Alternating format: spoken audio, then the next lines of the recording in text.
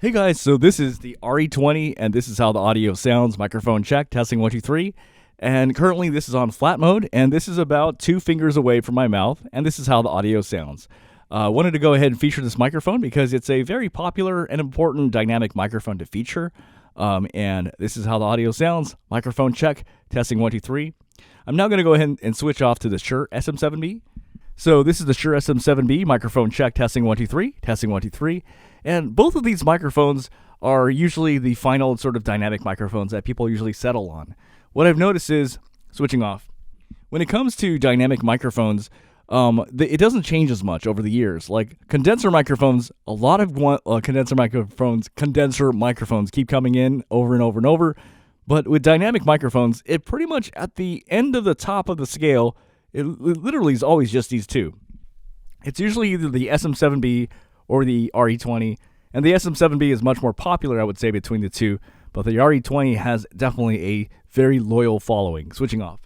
And both of these microphones have different strengths and different weaknesses, or I wouldn't really say they're strengths or weaknesses, I would just say there's different characteristics. So let me switch off. So with the Shure SM7B, what is great about it is it has proximity effect. When you come up really close, it really starts, you have a very unique sound, and this is how it sounds. Microphone check, this is the proximity effect. And to an effect, this is, it could be a desired or undesired, attribute of the microphone. Switching off. However, with the RE20, even when I bring it up all the way up to my face, this is how it sounds. You're not really getting any proximity effect with this, and it was designed that way.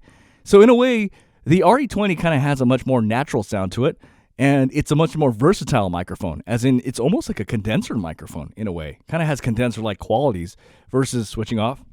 Versus the SM7B, like you definitely sound like you're using a dynamic microphone.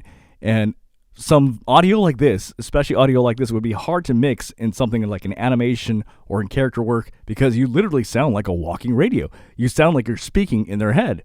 Versus, switching off, the RE20 has a much more natural sound. So in a way, you could actually use this for a lot more versatile things. You can obviously use this for commercial work, but you can also use this for character work and animation. I could almost see this, again, this has a much more, a condenser-like kind of quality to it, even though it's a dynamic.